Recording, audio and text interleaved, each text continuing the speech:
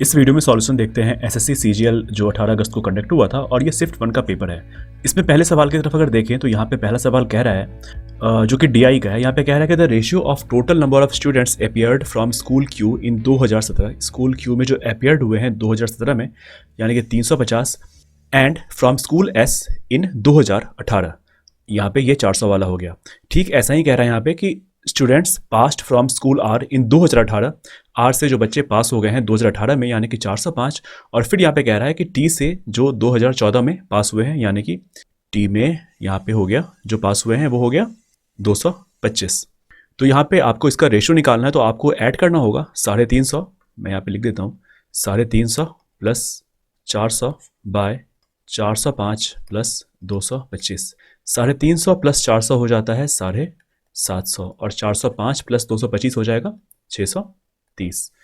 0 से 0 यहाँ पे कटेगा और 3 से डिवाइड करने पे 3 से 2 1 और यहाँ पे 3 दूनी 6 और 3 5 15 यानी कि 25:21 इसका आंसर होगा, जो कि ऑप्शन नंबर 4 में यहाँ पे दिया गया है। ये आपको ट्रिगो का एक सवाल है जहाँ पे कि आपको साइन 37 कॉस 53 कॉस 37 साइन 53 और यहाँ पे भी आपको सारा कुछ सवाल के अंदर दिया गया है। यहाँ पे जब आप यहाँ पे देखेंगे तो cos 53 की वैल्यू यहाँ पे sin 37 हो जाएगी और sin 53 की वैल्यू यहाँ पे cos 37 हो जाती है। तो इसका मतलब यह है कि आपको sin स्क्वायर थीटा और ये cos स्क्वायर थीटा के फॉर्म में है, मतलब कि sin स्क्वायर 37 और cos स्क्वायर 37 यहाँ से आएगा।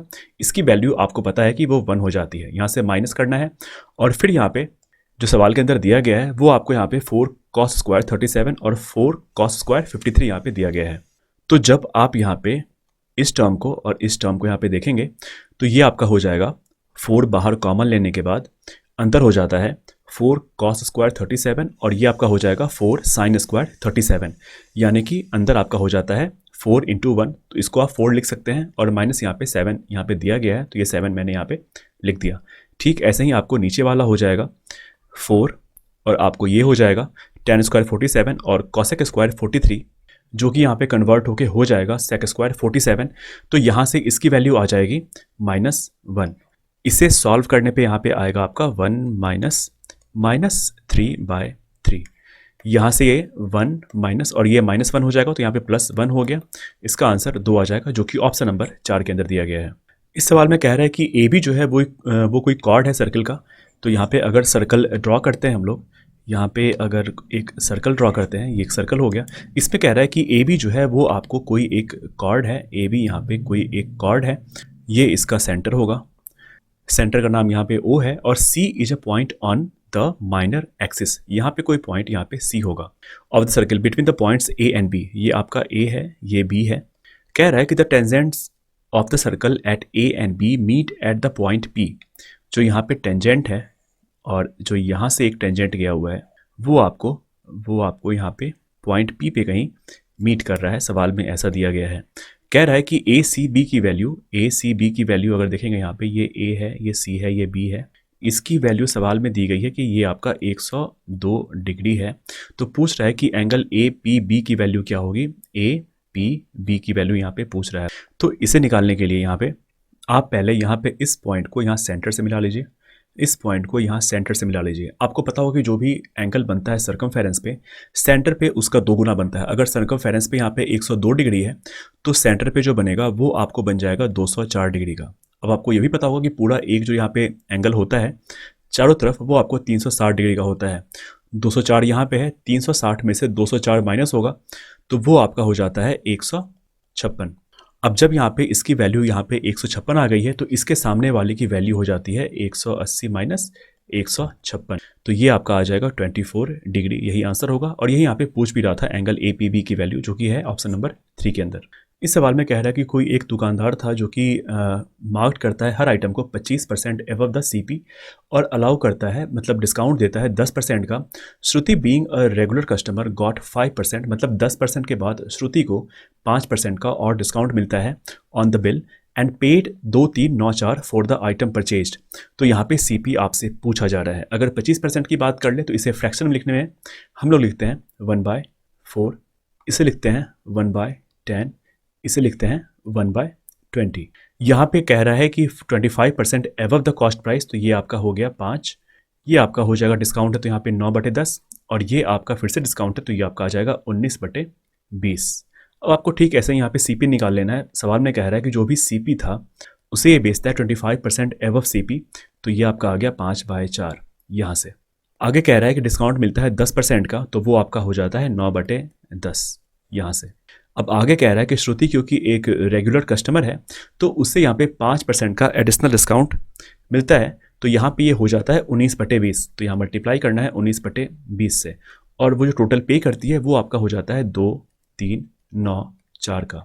अब इसे अगर आप सॉल्व करते हैं तो आपका सी पी यहाँ पे निकल के आ जाएगा। C P is equal to हो जाएगा 2, 3, 9, 4 into 4 into 10 into 20 by 5 into 9 into 19।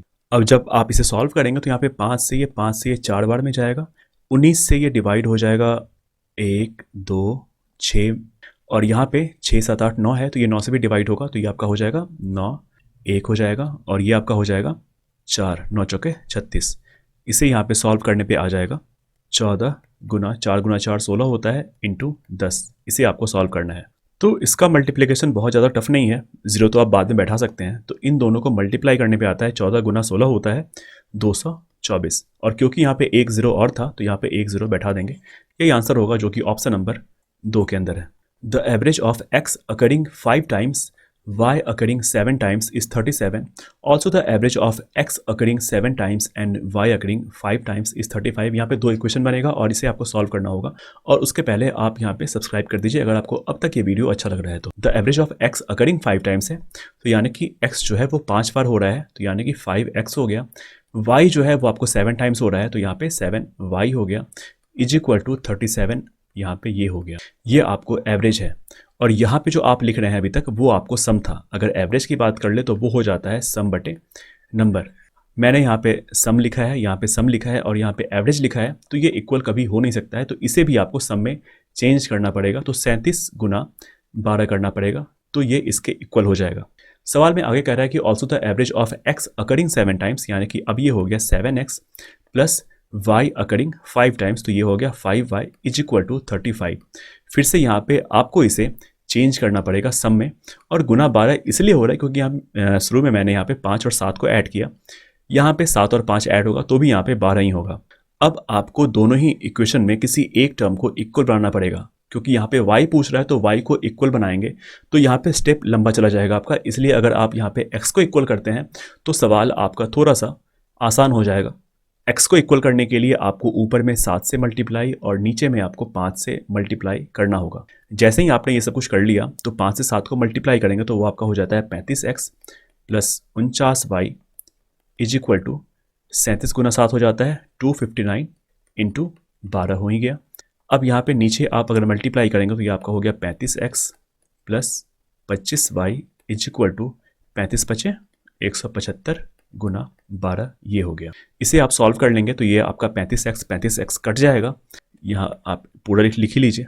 इससे ये कट गया, 49 से 25 गया तो यहाँ भी ये हो गया 24y इज इक्वल टू हो जाएगा यहाँ पे 259 माइनस 175 हो जाता है 84, और यहाँ पे 12 कॉमन हो जाएगा तो 12 गुना 84 हो जाएगा। यहाँ से y की वैल्यू आ जाएगी, यहाँ पे 12 से ये 2 बार में गया और 2 से ये 2 4 जा 8 2 दूनी 4 42 हो गया, जो कि है ऑप्शन नंबर 3। और y की वैल्यू आपसे सवाल में पूछ रहा था। सवाल में कह रहा है कि किसी एक एग्जामिनेशन में 45% of the students who appeared are boys, यानी कि अगर यहाँ पे 100 बच्चे मान लें तो यहाँ पे ये बॉयज़ हैं, ये लड़कियाँ हैं, तो लड़के जो हैं वो आपको टोटल 45% हैं और जो बची वो लड़कियाँ होंगी, ये ऑब्वियस सी बात है। Who appeared are boys and if 60% of boys are if 60% of the boys and 70% of the girls passed, then what is the average of students who failed। यहाँ पे फेल पूछा जा रहा है और आपको यहाँ पे जो परसेंटेज है वो आपको 60% बॉय और 70% गर्ल का जो है वो आपको यहाँ पे पास्ट दिया गया है। इसका मतलब ये है कि यहाँ पे जो 40% बच्चे होंगे, मतलब लड़के होंगे, वो आपको फेल हुए होंगे, और यहाँ पे जो 70% लड़कियाँ हैं वो आपको यहाँ पे फेल हुई होंगी। तो आप डायरेक्ट यहाँ पे 40 और 30% निकाल लेंगे तो आपका आंसर आ जाएगा। वही आपको यहाँ पे करना है। तो 45 का 40% आप निकाल लीजिए प्लस 55 का 30% आप निकाल लीजिए, और ये कैलकुलेशन बहुत ज़्यादा टफ नहीं है। इससे ये कट जाएगा 25 और यहाँ पे ये 5 से कट जाएगा, तो ये आपको टोटल बचेगा यहाँ पे 18, और 55 गुना 3 30/100 हो जाता है आपका 16.5, इन दोनों को बस आपको ऐड कर देना है, तो ये आपका हो जाएगा 34.5, जो कि है ऑप्शन नंबर 4 में। ये सिंप्लीफिकेशन का सवाल बस मेरी मजबूरी है कि मुझे ये सवाल करना पड़ता है, नहीं तो मुझे बिल्कुल मज़ा नहीं आता ये सवाल करने में। बहुत ही बोरिंग सा ये सवाल है, आप बस देखते रहिए, और इसमें बताने के लिए मेरे पास कुछ नहीं है, और अगर आपको जानना है तो फिर उसके लिए मेरे पास कुछ भी नहीं है, आप बस देखते रहिए। यहाँ पे ये 12 + 2 - 8 हो गया, और ये तब देखिए जब आपका सॉल्व नहीं हुआ, इसमें फालतू समय आपको नहीं देना है।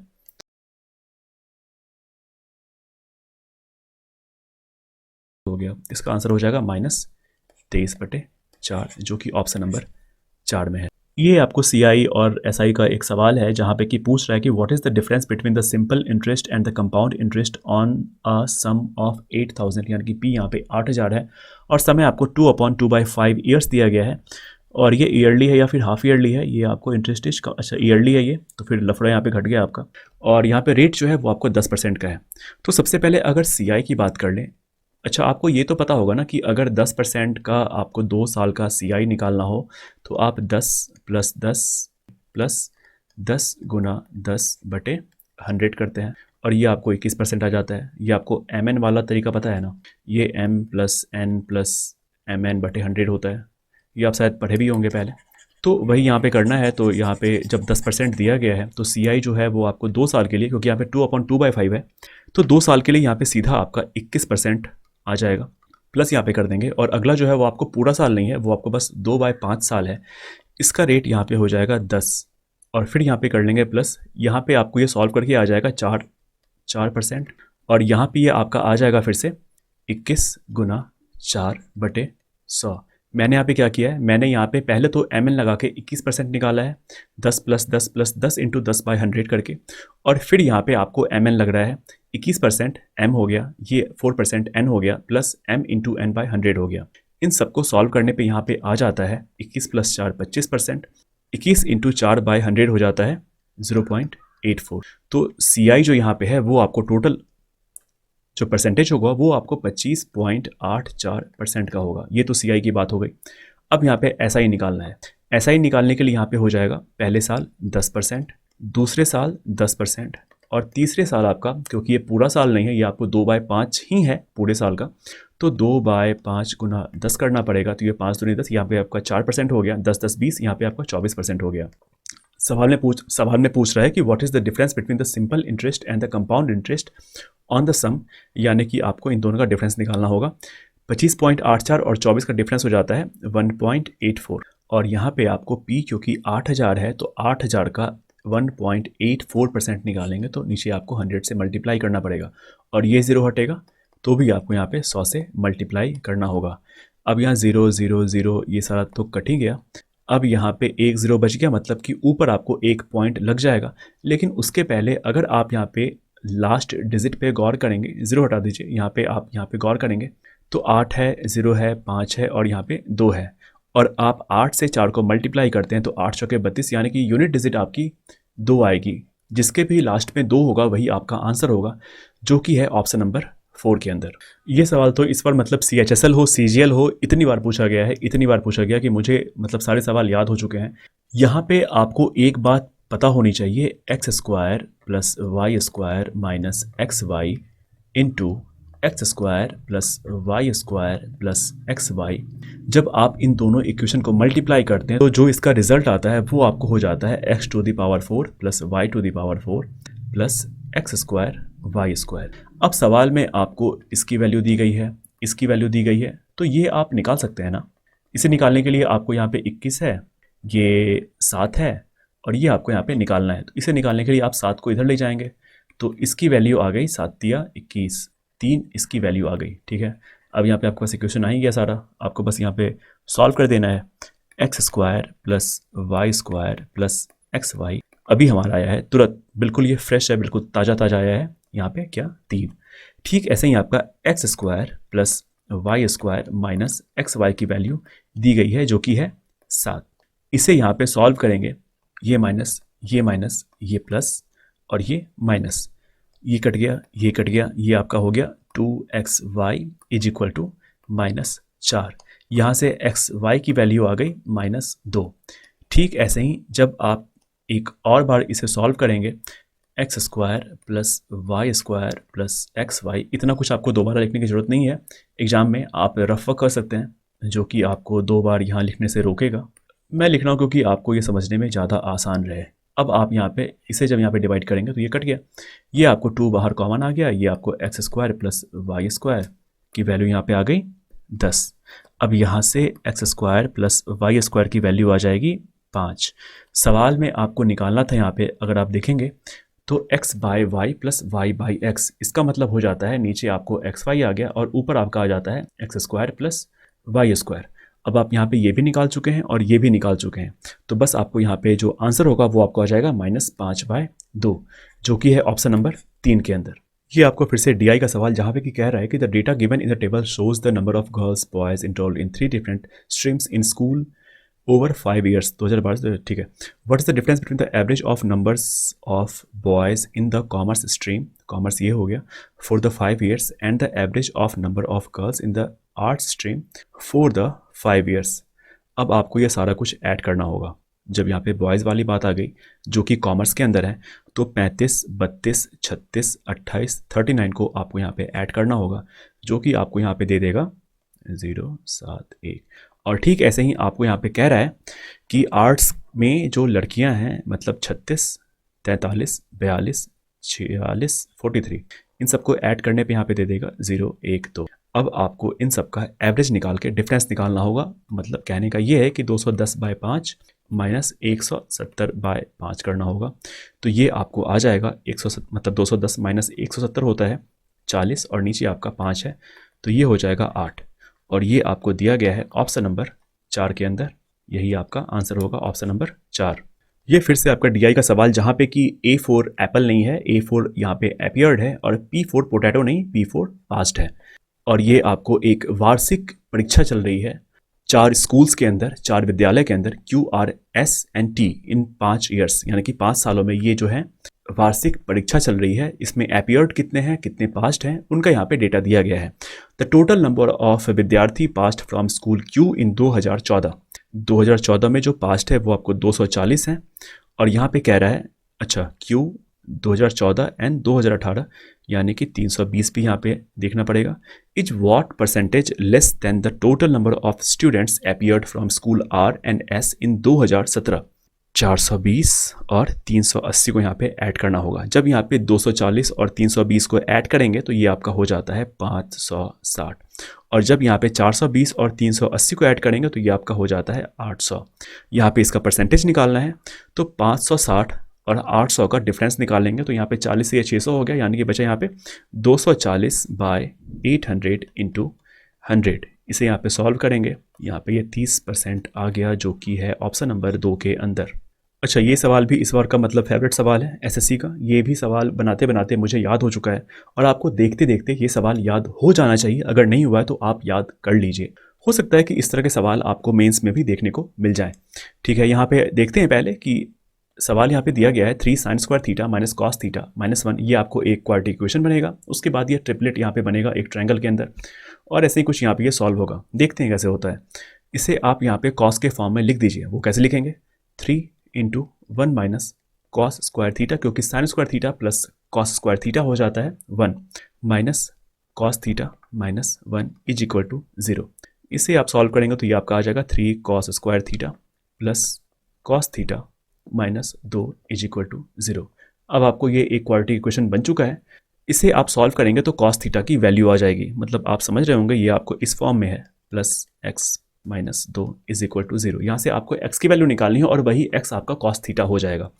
तो कॉस थीटा हो जाएगा, पहला तो आपका हो जाएगा -3/3 एंड अगला हो जाएगा 2/3। मैंने यहाँ पे डायरेक्ट कैसे लिख दिया, ये अगर आपको सीखना है तो आप मुझे नीचे कमेंट करें, मैं आपको किसी वीडियो में बस ये बता दूंगा कि आप कैसे यहाँ पे सबसे फास्ट तरीके से ये सारा कुछ निकाल सकते हैं। अब यहाँ पे सवाल में एक कंडीशन ये थी कि जब भी आपका थीटा आएगा उसकी वैल्यू आपको 0 डिग्री से 90 डिग्री के बीच में रहेगी। अब अगर आपको कॉस थीटा का ग्राफ पता हो तो यहाँ पे जहाँ पे 0 होता है वहाँ पे इसकी वैल्यू हाईएस्ट होती है, और जब ये नीचे आता है तो यहाँ पे ये हो जाता है π/2, और फिर ये ऐसे करके ऐसे चलता रहता है आगे चल के। तो यहाँ पे आपको 0 से 90 के बीच में कहीं आपको यहाँ पे लग रहा है कि इसकी वैल्यू नेगेटिव में जाएगी, ऐसा बिल्कुल नहीं है, यहाँ पे ये नेगेटिव में जाएगा, तो ये आपका आंसर नहीं हो सकता है। मतलब कॉस थीटा की वैल्यू यहाँ पे -1 तो नहीं हो सकती है सवाल के अकॉर्डिंग।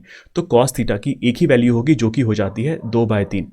अब आप यहाँ पे एक राइट एंगल ट्रायंगल बनाइए और यहाँ पे 2 लिख दीजिए, यहाँ पे 3 लिख दीजिए, तो इसकी वैल्यू यहाँ पे √5 आ जाएगी।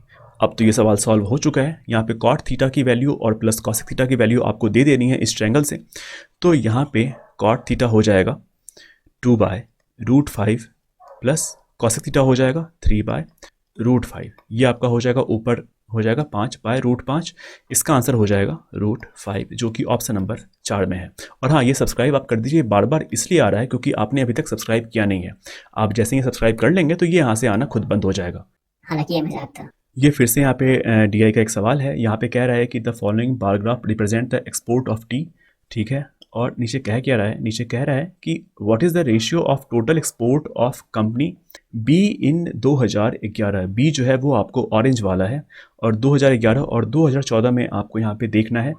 2011 हो गया 75 और 2014 हो गया 200, यानी कि यहाँ पे ये हो गया 275। और फिर यहाँ पे देखना है ए के अंदर 2012 और 2015 में।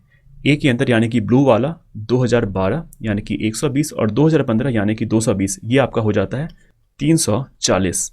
इसे जब आप यहाँ पे फर्दर सॉल्व करेंगे तो ये आपका 68 हो गया, ये आपका आ गया 55। इसके आगे तो ये सॉल्व होगा नहीं, तो यही आंसर भी होगा, जो कि है ऑप्शन नंबर 1 के अंदर, क्योंकि आपको यहाँ पे बस रेशियो ही निकालना था। ये आपको अलजेब्रा का सवाल है और बहुत ही आसान सा सवाल है। यहाँ पे x + y की वैल्यू दी गई है, ये भी दिया गया है और ये निकालना है। x + y = 3 यहाँ पे समझ में आ रहा है, लेकिन ये यहाँ पे आपको, अगर आप यहाँ पे सॉल्व करेंगे, सॉल्व क्या है, एक स्टेप और लिख लीजिए यहाँ पे, तो ये आपका हो जाता है x + y/xy = -3/10।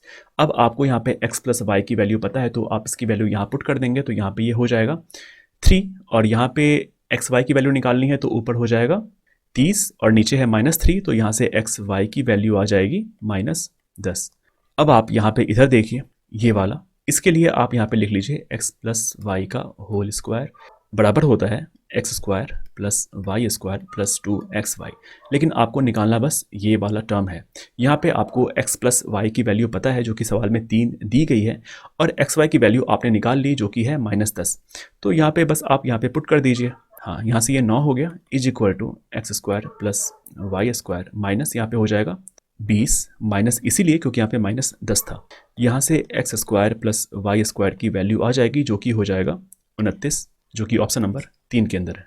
ये कह रहा है कि सिंप्लीफाई द फॉलोइंग एक्सप्रेशन। ये आपको देख के लग नहीं रहा है कि एक अलजेब्रा का सवाल है। अगर आप ए बी मान लेते हैं, इसको ए मान लीजिए, इसको बी मान लीजिए, तो ये आपको पूरा अलजेब्रा का सवाल है। कैसे? a + b का whole square minus a - b का whole square by a² - b²। कुछ ऐसे ही फॉर्म में ये सवाल यहाँ पे लिखा गया है। इसे आप यहाँ पे सॉल्व कर लेंगे तो ये सवाल भी आपका इधर सॉल्व हो जाएगा। तो इसे आप सॉल्व करेंगे तो ये आपका हो जाता है a + b का whole square minus a - b का होल स्क्वायर आपको दे देगा सीधा, क्योंकि a² b² दोनों में कट जाएगा, तो बचेगा आपका बस 2ab, और 2ab आपका हो जाता है 4ab। a² - b² होता है a + b × a - b, यानी कि a + b × a - b। यहाँ पे ये हो जाएगा 4 × a था आपका 375 और b है आपका 125 बाय 375 + 125 हो जाता है 500, और यहाँ पे इंटू हो जाएगा 375 - 200, 375 - 125 हो जाता है यहाँ पे 250। यहाँ पे सॉल्व करने पे 125 से ये 2 बार में डिवाइड हो जाएगा। यहाँ पे ये 2 दूनी 4 हो जाता है, ये 2 से यहाँ पे 250 हो जाता है, और इसे आप सॉल्व करेंगे तो ये आपका हो जाता है 2 और 3। ये मैंने 125 से यहाँ पे डिवाइड किया है, तो ये आपका आ जाएगा 3/2। यही आंसर होगा, जो कि ऑप्शन नंबर 3 के अंदर है।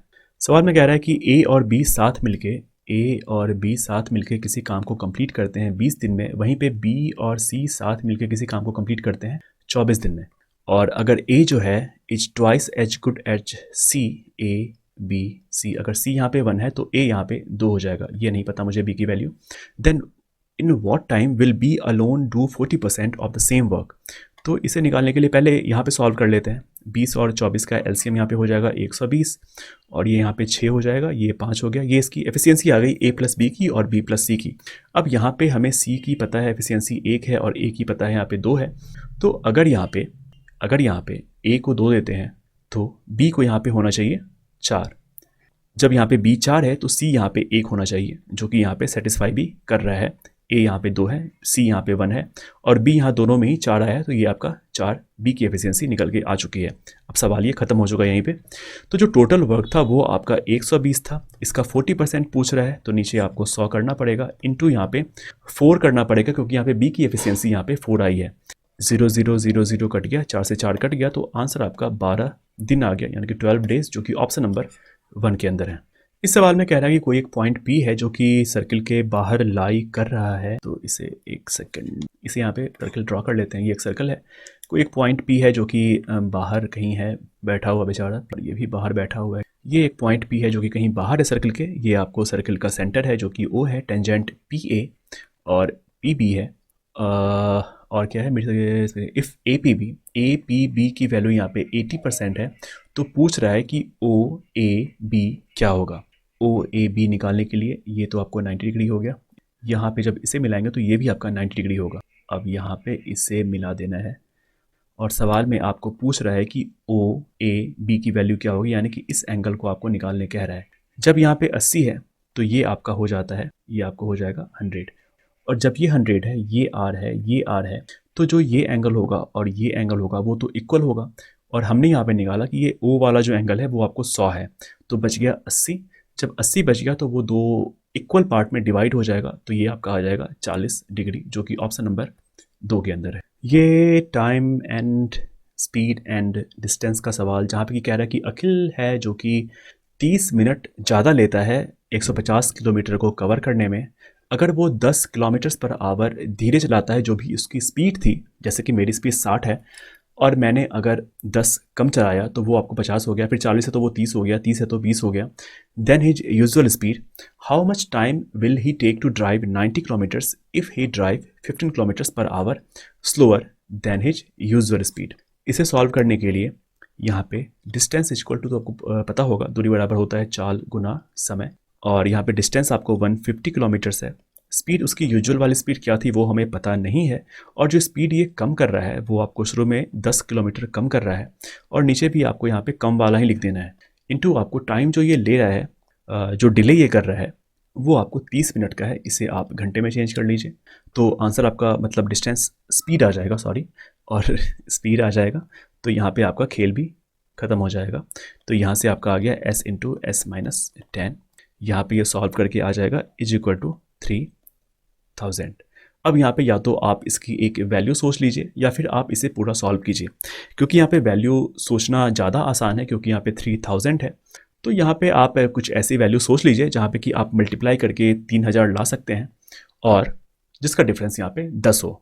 अगर 5 और 6 की बात कर ले तो 5 6 के 30 होता है, और डिफरेंस भी यहाँ पे 1 है, मतलब वही 1 यहाँ पे 10 हो गया। एक ज़ीरो बैठा के यहाँ पे भी मैंने ज़ीरो नहीं लिया है, 50 और 60, तो यहाँ पे 5 और 6 इसकी वैल्यू आएगी, तो s जो है वो आपको 6 आ जाएगा, यानी कि 60 आ जाएगा, और s माइनस 10 आपका 50 आ जाएगा, तो 5 6 के 30 और 0 0 यहाँ पे और बैठ के यहाँ पे 3000 हो जाएगा।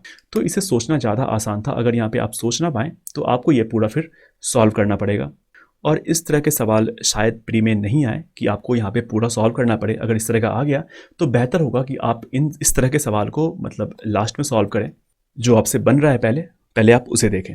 तो जो एस था यहाँ पे, जो एस था वो यूजुअल स्पीड था, और यहाँ पे हमने 60 निकाल लिया है, और सवाल में आगे कह रहा है कि 15 किलोमीटर पर आवर जो है इसकी स्पीड और कम कर देता है, यानी कि S2 जो है वो आपको यहाँ पे आ जाएगा 60 माइनस 15 45, और इसका ही यहाँ पे टाइम पूछ रहा है, और डिस्टेंस यहाँ पे 90 है, तो टाइम इज इक्वल टू हो जाएगा डिस्टेंस 90 है और यहाँ पे 45 हो गया, तो 45 दोनों 90 होता है, तो 2 आवर यानी कि 2 घंटे का आंसर आ जाएगा, जो कि ऑप्शन नंबर 2 के अंदर है।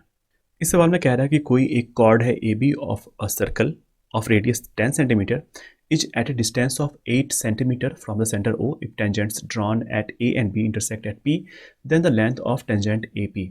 इसे यहाँ पे पहले ड्रॉ करते हैं, तो ये यहाँ पे ड्रॉ हो चुका है, और यहाँ पे कह रहा है कि कोई एक कॉर्ड है ए बी, ये आपकी, और बी यहाँ पे कॉर्ड है, ये आपका सेंटर ओ है, और ये यहाँ पे कहीं पे मीट कर रहा है, पी एक पॉइंट है।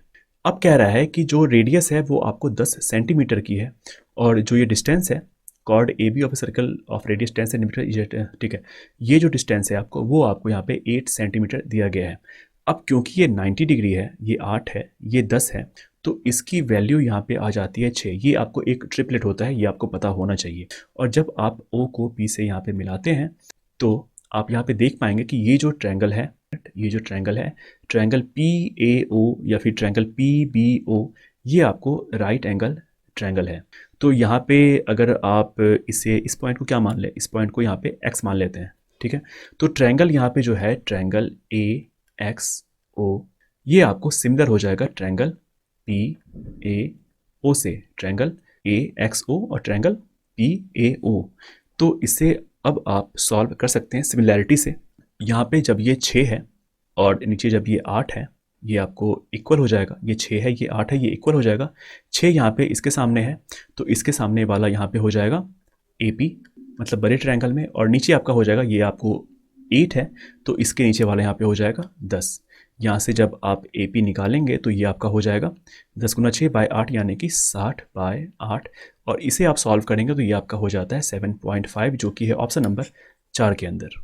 इस सवाल में कह रहा है कि the perimeter of a semi circle मतलब ये, और इसकी पेरीमीटर होती है पाई आर। 2 पाई आर क्यों नहीं, क्योंकि यहाँ पे पूरे सर्कल का 2 पाई आर होता है, तो ये आधा है तो पाई आर, प्लस यहाँ पे 2R, क्योंकि ये आपका सेंटर है तो यहाँ से इधर R और इधर भी R, तो ये आपको टोटल 2R हो जाता है। इसकी वैल्यू यहाँ पे 25.7 दी गई है। R को बाहर निकालेंगे तो 2 प्लस पाई की वैल्यू यहाँ पे 3.14 दिया गया है, और ये आपको याद भी होगा, यहाँ पे दिया गया है। तो आप इसे सवाल के अकॉर्डिंग सॉल्व कीजिए तो हो सकता है कि सवाल आपका जल्दी बन जाए। तो ठीक है, यहाँ पे जब R की वैल्यू निकालेंगे तो 25.7 बाय 5.14 हो जाएगा, और 5.14 से 25.7 यहाँ पे डिवाइड होता है, और ये डिवाइड हो जाएगा इससे 5 बार में। तो यहाँ से आपसे पूछ रहा है कि व्हाट इज़ द डायमीटर। ये आपने रेडियस निकाली, डायमीटर हो जाता है 2R, और 5 गुना तो यहाँ पे हो जाएगा 10। यही आपका आंसर है, जो कि ऑप्शन नंबर 3 के अंदर है। ये ट्रिको का एक बहुत ही आसान सा सवाल। साइन टू द पावर 30 की वैल्यू आपको पता है कि 1/2 होती है, और उसका आपको टू द पावर 4 निकालना है तो 1/16 हो जाएगा, प्लस यहाँ पे 9/16 हो जाएगा, माइनस यहाँ पे साइन स्क्वायर थीटा हो जाएगा ये, और ये आपको कॉस स्क्वायर थीटा हो जाएगा, जिसकी वैल्यू यहाँ पे हो जाएगी -1। इसे यहाँ पे सॉल्व करने पे हो जाएगा 10 माइनस 16/16 इज इक्वल टू -6/16, 2 से डिवाइड करने पे -3/8। यही आपका आंसर होगा, जो कि ऑप्शन नंबर 2 के अंदर है। इस सवाल में कह रहा है कि find the ratio between the fourth proportion 12, 16, 6 और थर्ड प्रोपोर्शन 4 और 6। जब फोर्थ प्रोपोर्शन की बात करते हैं तो वो होता है आपका D इज इक्वल टू, ये आपका हो जाता है BC/A, और थर्ड प्रोपोर्शन हो जाता है C is equal to B²/A। इसे ही आपको यहाँ पे सॉल्व करना है। BC/A हो जाता है, ये आपका A है, ये B है, ये C है, ये A है, ये B है। BC/A हो जाता है 16 गुना 6/12। इसका रेशियो निकालना है B²/A से। B² यहाँ पे हो जाता है 36/4। इसे यहाँ पे सॉल्व करेंगे, 6 दूनी 12, 2 से ये 8 बार में, और ये आपका 4 नमा 36, 8:9 इसका आंसर आएगा, जो कि है ऑप्शन नंबर 4 के अंदर।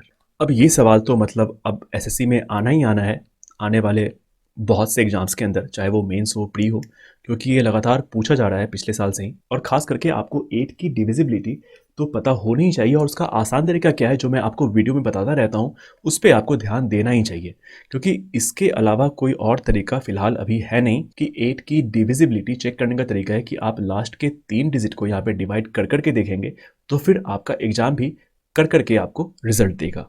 जब आपको यहाँ पे सवाल में दिया गया है कि ये 72 से डिविजिबल है, तो 72 का मतलब होता है कि ये 8 से भी डिवाइड होगा और ये 9 से भी डिवाइड होगा।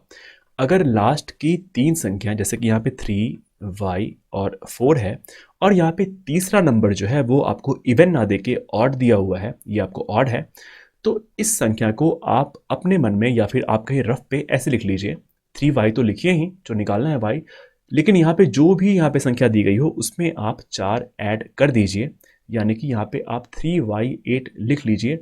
अब इसे आपको यहाँ पे बस यहाँ पे ये देखना है लास्ट के दो डिजिट में y की वैल्यू रख के कि ये कब 8 से डिवाइड हो रहा है। जैसे कि जब मैंने y की वैल्यू यहाँ पे 0 दी, y की वैल्यू 0 देने पे ये 8 से डिवाइड होगा, 0 8 और 0 8 8 से डिवाइड होगा, यानी कि 0 यहाँ पे हो सकता है। फिर मैंने y की वैल्यू 1 दी, 18 आपका 8 से डिवाइड नहीं होता है, 28 पे नहीं होता है, 38 पे नहीं होता है। फिर 4 देने पे 4 यहाँ पे होता है, 48 आपका 8 से डिवाइड होता है, 58 नहीं होता है, 68 नहीं होता है, 78 भी नहीं होता है, 88 आपका 8 से डिवाइड होता है। लेकिन सवाल में कह रहा है कि for the maximum value of y, तो y की मैक्सिमम वैल्यू यहाँ पे 8 ही आ रही, क्योंकि 98 यहाँ पे 8 से डिवाइड नहीं होता है। तो y की वैल्यू पता चल गई कि y की वैल्यू यहाँ पे 8 आएगी। अब सवाल में आपको निकालना है x की वैल्यू, तो यहाँ पे आप लिख लीजिए 8 8 8, ये निकालना है 5 3, y की वैल्यू हमने 8 निकाल ली और ये आपका 4 हो गया। 8 दिया 24, 25 26 27, ये 9 से डिवाइड होगा।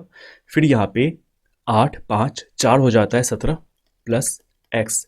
अब x की कौन सी ऐसी वैल्यू है जो कि यहाँ पे 17 प्लस x करने पे वो 9 का मल्टीपल हो, तो x की वैल्यू यहाँ पे बस एक ही आ सकती है जो कि है x की वैल्यू 1। 17 प्लस 1 18 होता है जो कि 9 से डिविजिबल होगा, तो x की वैल्यू यहाँ पे आ गई 1। सवाल में पूछ रहा है 7x प्लस 2y क्या होगा। x की वैल्यू 1 है तो यहाँ पे 7 आ गया, 2y, y की वैल्यू 8 थी तो 8 दूनी 16 आ गया, तो यहाँ पे 16 प्लस 7 हो जाता है 23। यही आपका आंसर होगा जो कि ऑप्शन नंबर 3 के अंदर है।